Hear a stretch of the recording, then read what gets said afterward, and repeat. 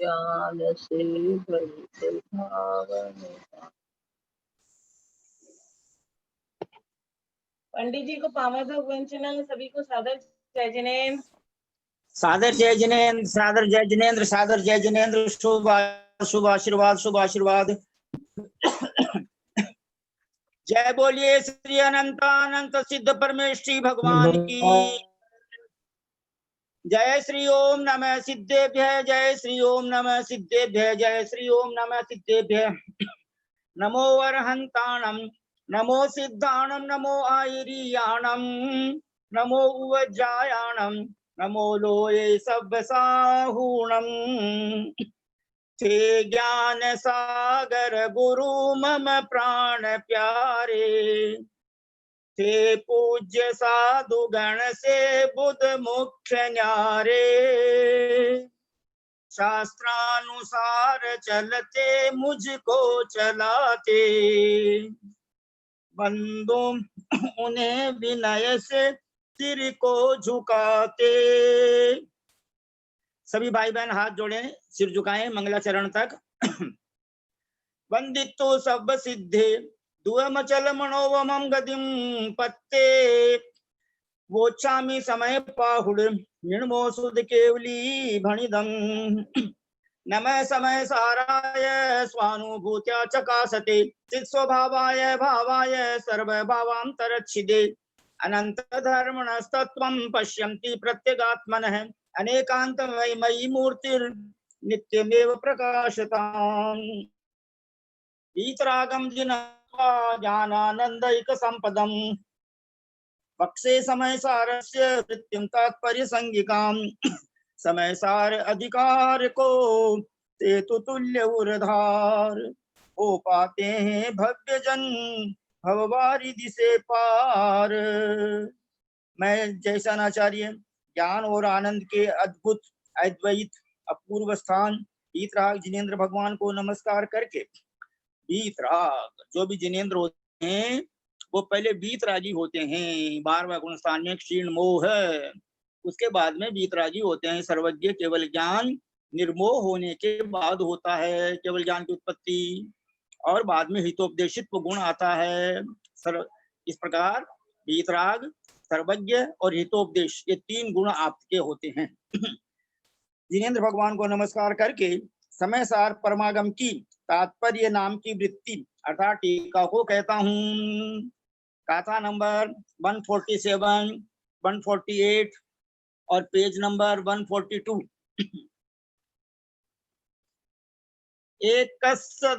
एकस्सदु परिणामो पुग्गल दव्वस्सकम् भावेण, ताजीव भाव हे दुहि बिना कम्मस्य परिणामो। 148 जीवे कम्मं बद्धं पुट्ठं चेदीव वारणय भणिदं, तुद्दनय सदु जीवे अबद्ध पुट्ठं हवदि कम्मं। 2 ही गाथा पढ़ रहे हैं आज। दोनों गाथाओं का हिंदी में अर्थ पढ़ रहे हैं।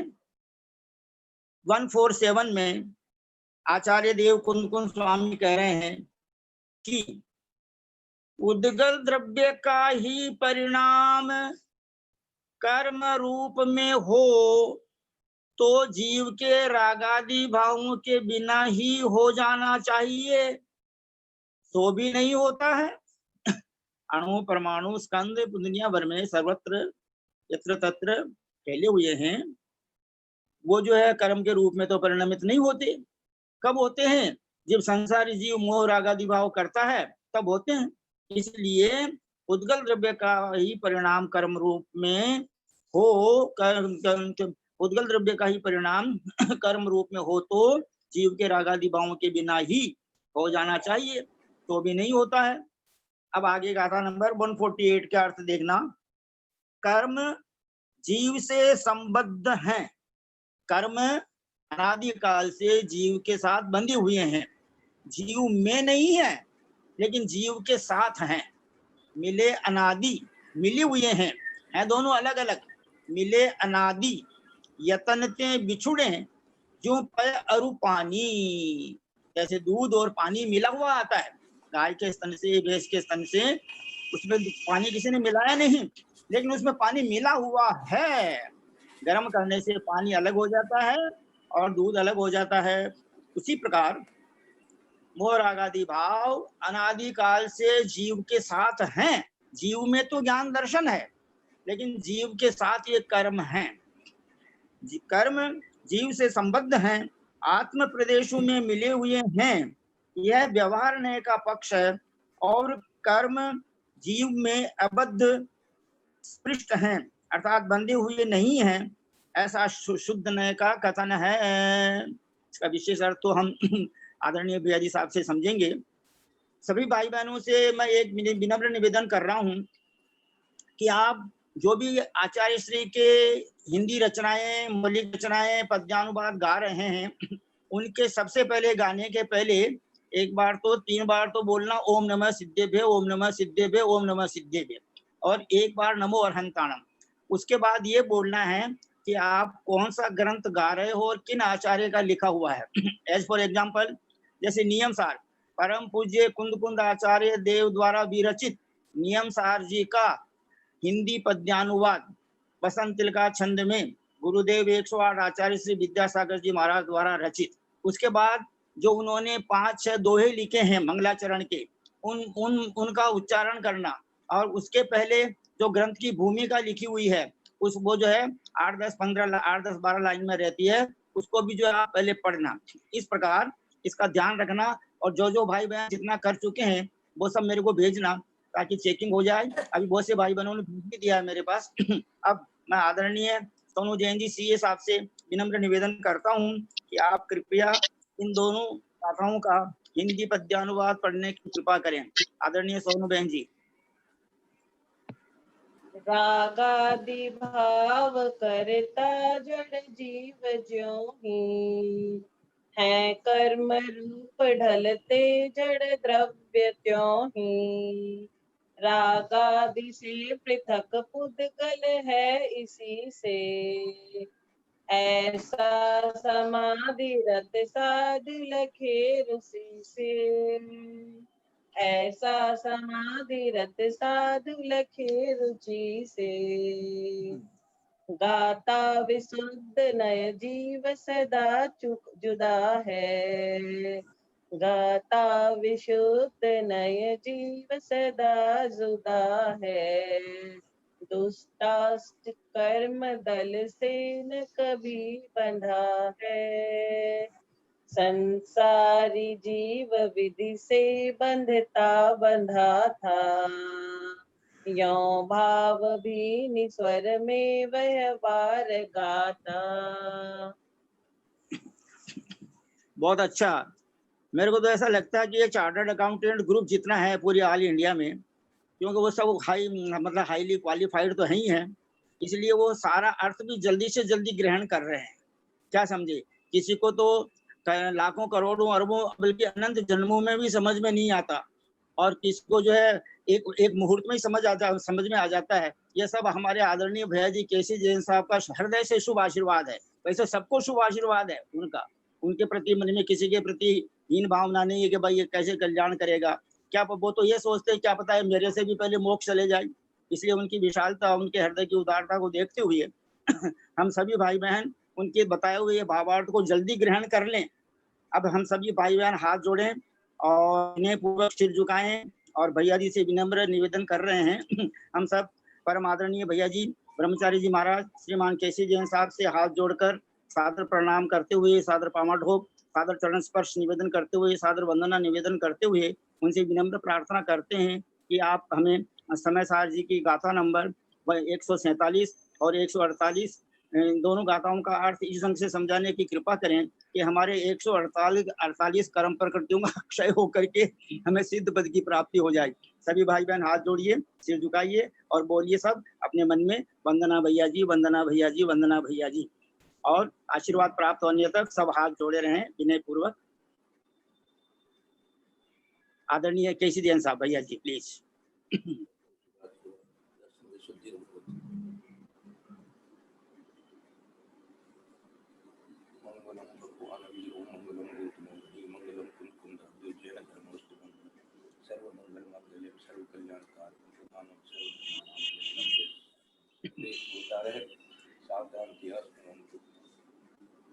वंदितु सर्वसिद्धे दुवमचलं नोवमं गदिं पत्ते गोच्छामि समय पाहुड निर्मोसुद केवली भणियं नमः समय साराय स्वानुभूत्या चकासते चित स्वभावाय भावाय सर्व भावांतरस्थिते।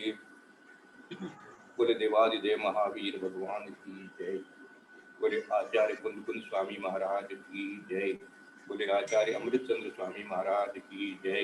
बोले आचार्य जयसिंह स्वामी महाराज की जय। बोले आचार्य ज्ञान सागर महाराज की जय। बोले आचार्य गुरुवर विद्यासागर महाराज की जय। बोले आचार्य वर्धमान सागर महाराज की जय। सरस्वती नमस्तुभ्यं वरदे कामरूपिणी विद्यारंभम करिष्यामि सांगिनवाणी माता की जय।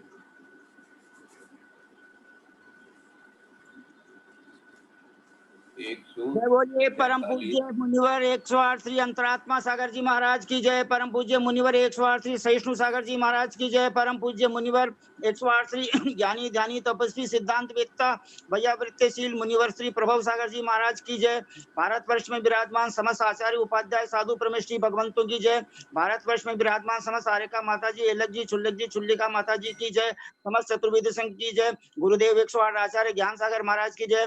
गुरुदेव 108 आचार्य श्री विद्यासागर जी महाराज की जय। गुरुदेव परम पूज्य 108 आचार्य रत्न श्री वर्धमान सागर जी महाराज की जय। भैया जी सादर वंदना सादर वंदना सादर वंदना। पापं क्षयतु धर्म वृद्धिर्भवतु दर्शन विशुद्धिर्भवतु।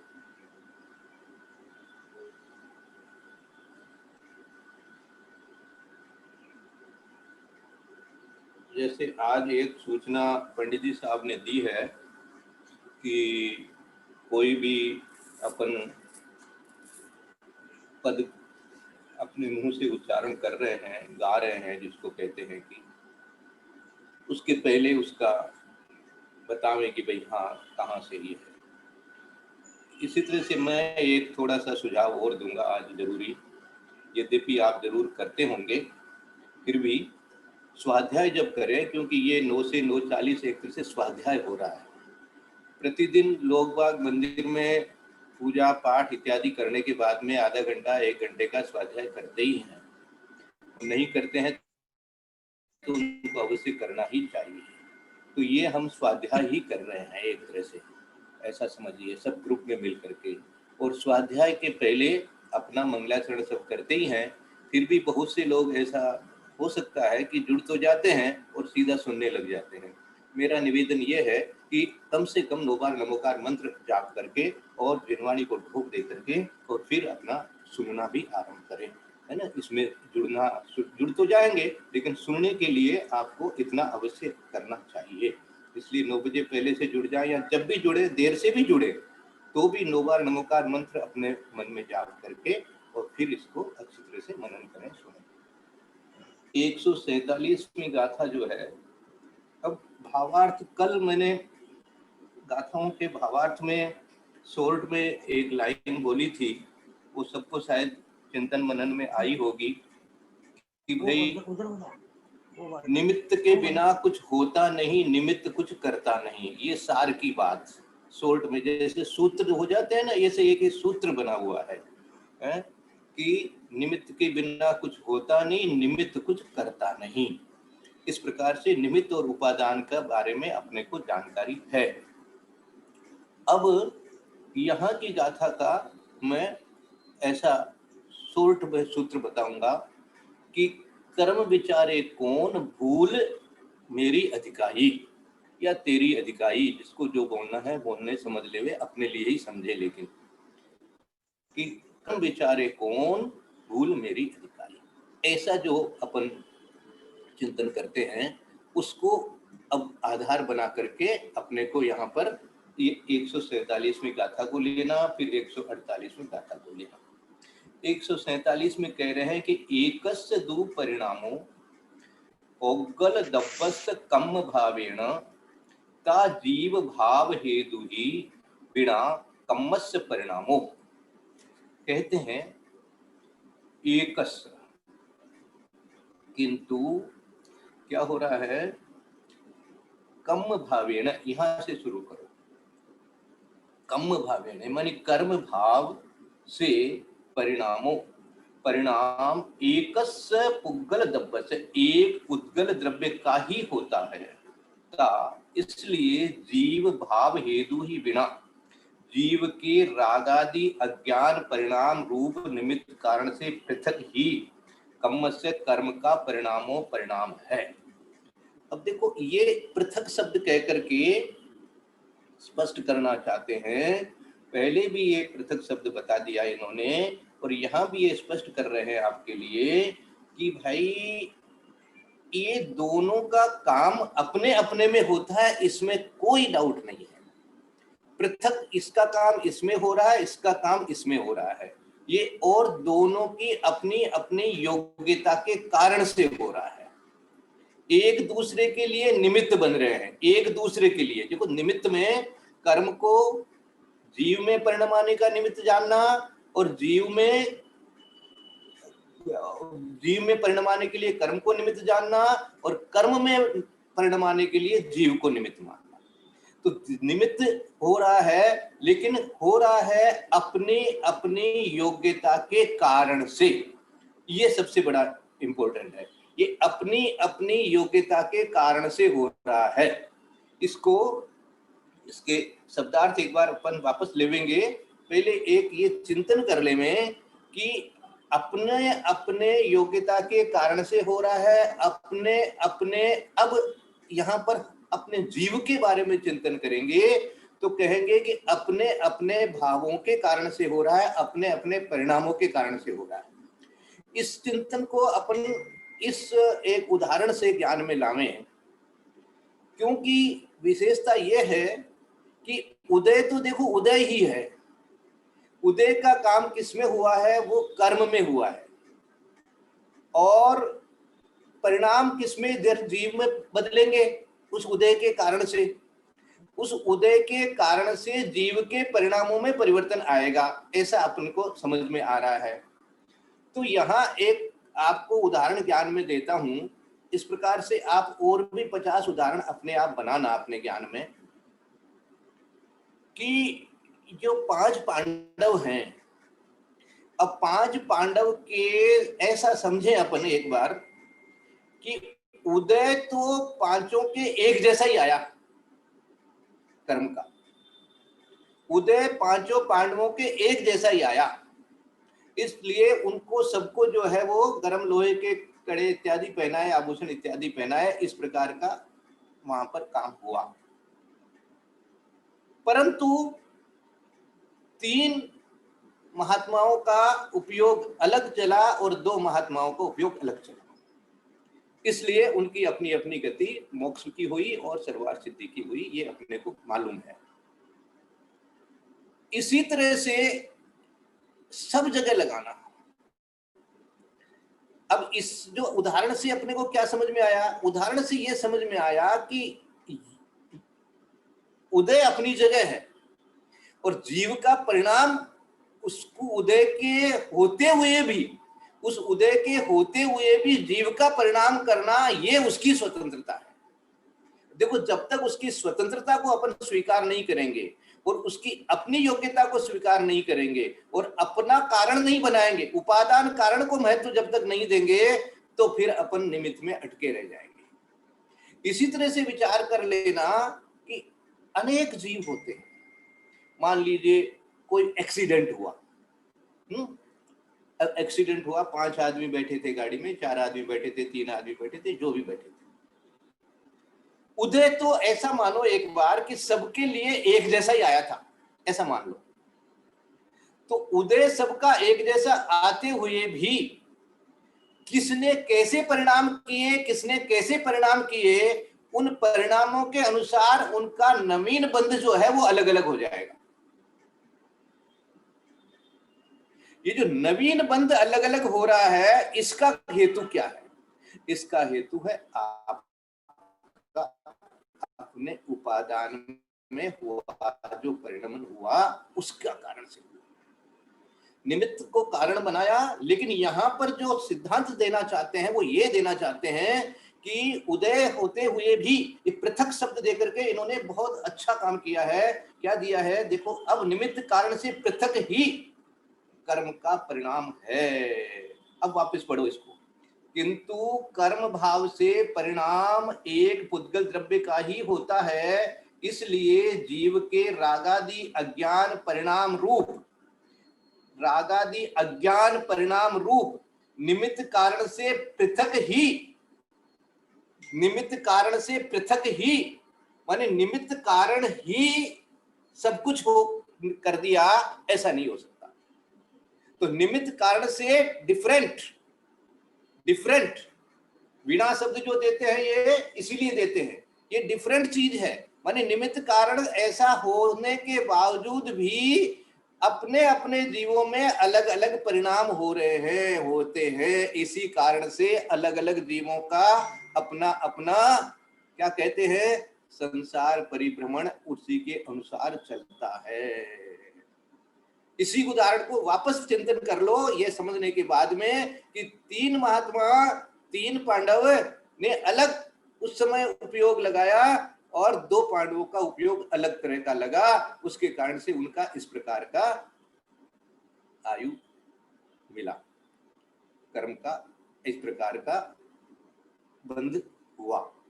जिनके बंध हुआ वो चले गए सर्वार सिद्धि, जिनके बंध नहीं हुआ उपयोग इस प्रकार का बना, शुद्धोपयोग बना, तो क्या बन गया? उनके लिए मोक्ष हो गया, अनंत अवस्था प्रकट हो गई। तो ये कैसे हुआ? ये हमारे अब ये एक इस उदाहरण से अपन अपने जीवन में निरंतर इस बात को चिंतन में लावेंगे कि यहाँ पर यही इसी का नाम पुरुषार्थ कहा है। इसी का नाम पुरुषार्थ कहा है कि जीव का अपना पुरुषार्थ काम आता है यहाँ। तो ये बात कह करके ये पृथक शब्द कहकर इसको बार बार चिंतन करना, ये शब्दों से जल्दी से समझ में आता नहीं है, इसको अच्छे तरह से निकालना पड़ता है। इसमें से सार आपको एकस्य दु परिणामो एक पुद्गल द्रव्य का ही होता है, ऐसा इसलिए माने ऊपर की गाथा से ये कनेक्टेड है। एक्चुअली ये 146 से 147 कनेक्टेड है। फिर कह रहे हैं कि कर्म भाव से परिणाम एक पुद्गल द्रव्य का ही होता है, माने कर्म भाव वो कर्म का काम जो है पुद्गल में हो रहा है, इसलिए ये तो कर्म का काम हो गया। एकस्य दु परिणामो जायति जीवस्य रागमादिहिं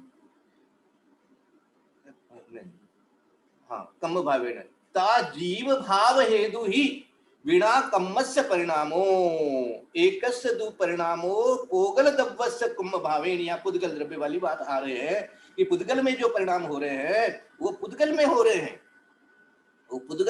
हैं, कर्म भाव से परिणाम एक पुद्गल द्रव्य का ही होता है। इसलिए जीव के जो रागादि अज्ञान है, जीव भावे भाव हेतु ही जीव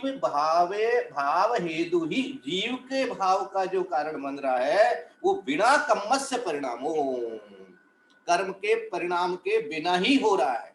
इसका अर्थ क्या हुआ? वो निमित्त तो बन रहा है, लेकिन जो तुम्हारे अंदर हो रहा है वो तुम्हारे कारण से हो रहा है। इसीलिए शॉर्ट में इसको ऐसे बता दिया गया कि भाई कर्म विचारे कौन, भूल तेरी अधिकाई। अब इस पर जोर देना, ये चिंतन बनाना, ये अपने को ज्यादा इसका महत्व देना और अपने परिणामों को संभालते रहना। दूसरी बात ये भी है कि कर्म का क्या उदय है क्या नहीं है ये अपने को दिखता तो है नहीं, और कल क्या आ जाएगा, एक समय बाद क्या आ जाएगा, 10 समय बाद क्या आ जाएगा, अपने को तो पता ही नहीं है, कुछ भी आ सकता है। लेकिन अपने परिणाम यदि अपन ठीक बनाए हुए हैं, अपना उपयोग ठीक बनाए हुए हैं, तो वो उदय रह करके रह जाएगा और अपने जैसे परिणाम चल रहे हैं वैसा अपने को आगामी बंध मिलेगा। ये साइंस है। ये विचार है। इसको अच्छी तरह से पकड़ के रखना और चिंतन करना। विशेष तो जो है मैं लिख करके भेजूंगा, उसको बार बार पढ़ेंगे। देखो इन सब चीजों को तो बार बार पढ़ने लायक चीजें है ये। इनको पढ़ते रहो पढ़ते रहो पढ़ते रहो। पढ़ने से इतना इतना उपयोग वैसा बन जाता है ना, तब जाकर के इसका आनंद अपने को आता है। फिर आगे की गाथा ले लेते हैं। अच्छा, इसका थोड़ा हिंदी ले लेते हैं। रागादि भाव करता जड़ जीव ज्यों ही, कर्म रूप ढलते जड़ द्रव्य त्यों ही। किसका महत्व हो गया? रागादि भावों का हो गया। रागादि से पृथक पुद्गल है, इसी से ऐसा समाधिर्थ साधु लखे रुचि से। अब देखो, मैंने जैसे भाव किए हैं वैसा यहाँ कर्म बंध के लिए कह रहे हैं, कर्म का परिणमन कह रहे हैं। अब उदय की जगह कर्म के परिणमन को विचार कर लो कि जैसा मैंने भाव किया, ये मैंने भाव किया, ये भाव जैसा रागादि भाव करता जड़ जीव ज्यों ही। जड़ किस लिए दे दिया इन्होंने कि रागादि भाव कौन करता है? मिथ्या दृष्टि जीव करता है, इसलिए जड़ शब्द दिया इन्होंने यहाँ पर। जड़ को अर्थ है रागादि भाव करता, जड़ मानी अज्ञानी, या अज्ञानी जीव के कारण से इन्होंने दे दिया। रागादि भाव करता जड़ जीव ज्यों ही है। अब इधर भाव हो रहे हैं, वो इसमें हो रहे हैं, ज्यों ही है कर्म रूप ढलते जड़ द्रव्य त्यों ही। तो वो कर्म रूप ढल जाते हैं। वो कर्म का काम कर्म में हुआ, जीव का काम जीव में हुआ। रागादि भाव किया किसने? जीव ने किया। और कर्म में क्या हुआ? कर्म जो है वो जो विश्रोप से जो है वो कर्म रूप ढल गए, वो काम पुद्गल में हुआ। रागादि से पृथक पुद्गल है, इसी से ऐसा समाधिरत साधु लखे रुचि से। जो समाधिरत साधु हैं वो क्या रुचि से लख रहे हैं? रुचि से मानी एकदम तन्मयता के साथ में, तन्मयता के साथ में, दृढ़ता के साथ में क्या रुच रहे हैं? समाधि किस लिए हो रही है? कि ये काम पुद्गल में हो रहा है। मैं जैसे भाव करूंगा पृथक, रागादि से पृथक पुद्गल है, पुद्गल का काम पुद्गल में है, मेरा काम मेरे में है। तो मेरे काम को मैं संभाल सकता हूँ, है ना। जो मैं उदाहरण बताता हूँ ना कई बार कि भैया घर का काम संभालने का इनका ड्यूटी है और ऑफिस का काम संभालना हमारा ड्यूटी है। ये पृथक पृथक है, दोनों एक दूसरे के लिए कर रहे हैं लेकिन है पृथक पृथक। इसी तरह से ये जीव रागादि भाव कर रहा है, कर्म में इस प्रकार का परिणमन चल रहा है। तो कंट्रोल किसको करना है भाई? है ना, अपने घर की व्यवस्था के हिसाब से। जैसे मान लो दोनों में कोई तरह का विवाद चल गया, और विवाद चल गया तो विचार कौन करेगा? जो विचार करेगा कि भैया मुझे कंट्रोल करना है विवाद खत्म करने के लिए, तो वो ठीक कर लेगा। और यदि दूसरे कोई ठीक करता रहेगा तो काम नहीं होगा, खुद ठीक होने से हो जाएगा। तो इसी को कहते जीव अपने आप को ठीक कर लेवे, अपने अज्ञान को अपने ज्ञान से ठीक कर लेवे। तो कर्म बेचारे कौन? कर्म तो वैसे के वैसे ही उसी हिसाब से बंधेंगे, उसी हिसाब से परिणमन करेंगे, क्योंकि वो पृथक हैं, उनका एक अलग तरीका है, वो साइंस है। लेकिन तुम्हारा जो काम है वो तुम्हारे लिए होना चाहिए। दोनों की पृथकता का अनुभव करते हैं रुचि से, इसलिए क्या करते हैं? वो अपने भावों को संभालते हैं, अपने भावों को बिगड़ने नहीं देते हैं, राग रूप परिणमन नहीं होने देते हैं। तो कह दिया ऐसा समाधिरत साधु लखे रुचि से। ऐसा जान करके लिख मन, लग करके मानी जान करके, ऐसा समझ करके, ऐसा चिंतन करके, ऐसा भाव बना करके, ऐसा ज्ञान में लीन होकर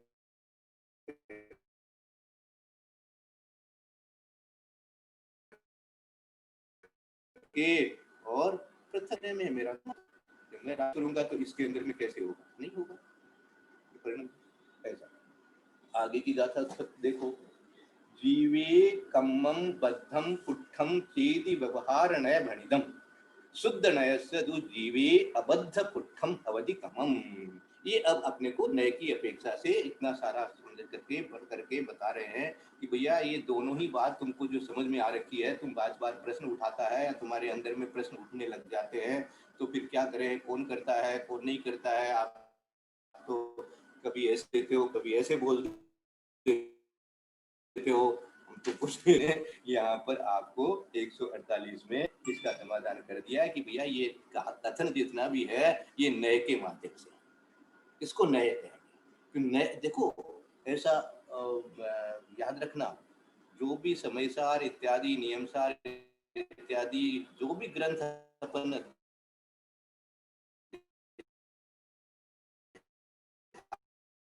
आत्म ग्रंथ पढ़ेंगे ना, उसके पहले अपने को नए का नए पूर्वक ही उसका विवेचन करता है। और नए ही जिसको समझ में नहीं आया हुआ होता है, नए का ज्ञान नहीं किया हुआ होता है, तो कहीं ना कहीं इसके अंदर में समझ में भी भूल हो सकती है और वो समझाने में भी भूल कर सकता है, ऐसा भी हो सकता है। तो इसको अपने को बहुत सावधानी से करना है। क्या कह रहे हैं ये? जीवे कम्मम बद्धम पुट्ठम, जीव में कर्म उसके प्रदेशों के साथ बंधा हुआ है और उसे स्पर्श करता है। यह व्यवहार नए से बढ़ती, व्यवहार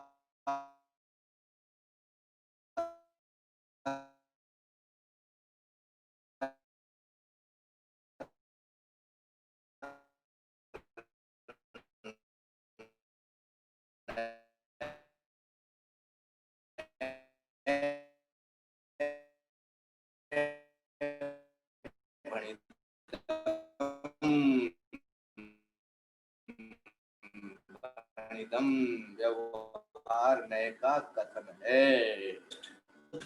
बंधा हुआ है ऐसा कर्म से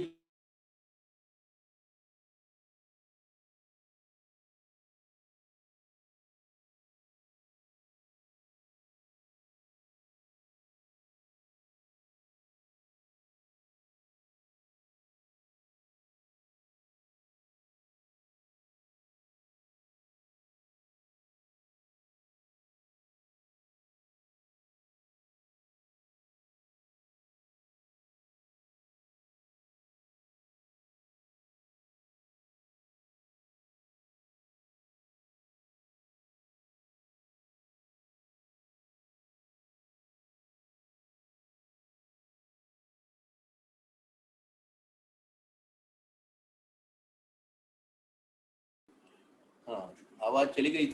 शुद्ध नय सिद्धु जीवे अबद्ध पुट्ठम हवति कम्मम। और शुद्ध ने क्या कहेगा? शुद्ध ने कहेगा कि ये अबद्ध है, अस्पष्ट है, मानी न तो बंधता है और न ही स्पर्श करता है, अबद्ध और अस्पष्ट है। ये शुद्ध नय निश्चय नय का कथन है ना। इसको अपन जो उदाहरण बनाए हुए है ना कि भाई गाय के गर्दन में रस्सी बांध दिया है, तो रस्सी बांध दिया है इसलिए वो बंधी हुई कहला रही है, ये व्यवहार नय का कथन हो गया। और रस्सी रस्सी में ही बंधी हुई है, गाय के अंदर में नहीं घुसी है, ये शुद्ध नय से, शुद्ध नय से क्या कहेंगे? गाय बंधी हुई नहीं है, गाय बंधी हुई नहीं है। इसी तरह से जीव जो है वो बद्ध भी नहीं है और स्पर्श तो करने का सवाल ही नहीं है, स्पर्श भी नहीं करता है, कर्म को छूता भी नहीं है।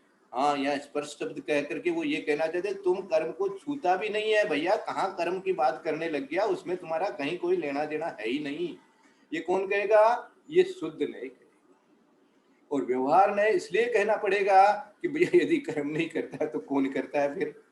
कोई नाम बताओ, तो नाम तो आप बता नहीं सकते, तो इसलिए कहेंगे कि वो व्यवहार ने से वही है। लेकिन दोनों की अलग अलग व्यवस्था है, दोनों का अलग अलग गुण धर्म है, दोनों का अलग अलग कार्य है। इसलिए अपने को शुद्ध नय से जानना कि शुद्ध नय से तो न मैं बंधा हूं, न किसी कर्म को स्पर्श करता, और व्यवहार नय से है तो है। अब यहाँ पर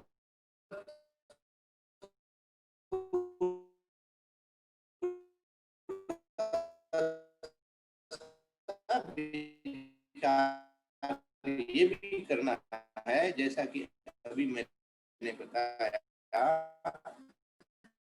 कि भाई उदय के समय हम नहीं होने दे रहे। क्रोध कसाय बंध भी होती है, क्रोध कसाय उदय भी आती है, क्रोध कसाय बंधे उदय में आप नवीन क्रोध कसाय बांधे कि नहीं बांधे, ये आपको विचार करना। आप कहते हो भाई वो तो उदय में आ गया, मैं क्या करूं? तो ऐसा नहीं है। आपको अपने परिणामों को संभालते रखेंगे तो वो क्रोध जो होगा क्या होगा, उदय में आएगा, निर्जरित हो जाएगा और आपको नवीन क्रोध बनने में निमित्त नहीं बनेगा। ये बात विचार जो है ये आपको कैसे आएगा, कि जब आएगा जबकि आप अपने ज्ञान को इतना शुद्ध बना लेंगे, इस शुद्ध नए को इतना आत्मसात कर लेंगे कि शुद्ध नए के को आधार बना लेंगे, आलंबन बना लेंगे। इसमें देखो आगे ये आएगा कि जो शुद्ध का ध्यान करता है, जो शुद्ध का ध्यान करता है वो शुद्ध होता है, और जो अशुद्ध का ध्यान करता है वो अशुद्ध होता है। आचार्य श्री का प्रवचन चल रहा था तो मैंने कहा महाराज जी ऐसा आया है, तो महाराज जी कहा हाँ बहुत अच्छा ऐसा ही आया है, लेकिन अब तुम शुद्ध भाव कर रहे हो कि नहीं कर रहे हो ये तो तुमको ही खोजना पड़ेगा ना भाई है। जब शुद्ध भाव नहीं कर रहे हो तो कौन से भाव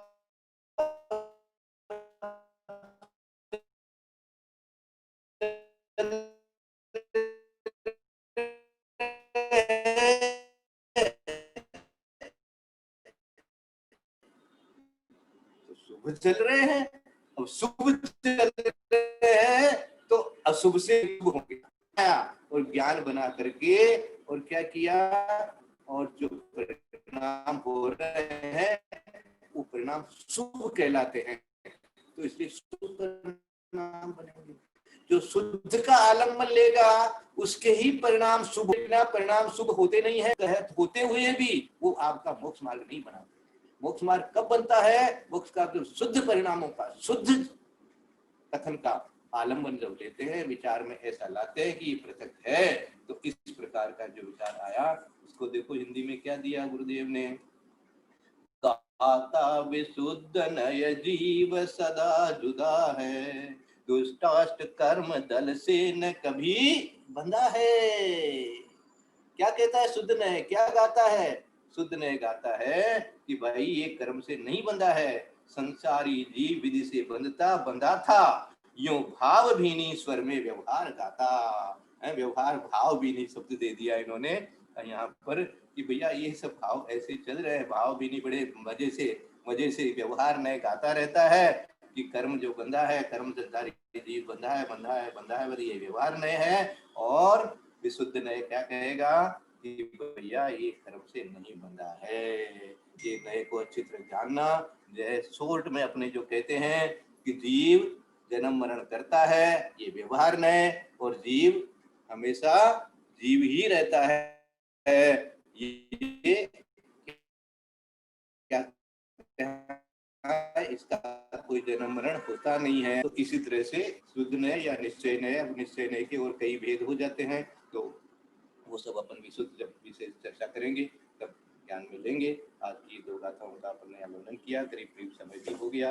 यदस्य मात्रा पदिवाक्यहीनं मया प्रमादादधि किंचनोक्तं तन्मे क्षमित्वा विदित्वा देवी समाधि ज्ञान शुद्धि तत्वोपलब्धि चिंतामणि चिंतित वर्षदाने संबंध मानस मम सुदेवी जवानी के ज्ञानते तुझे लोकालो हे जनवाणी बात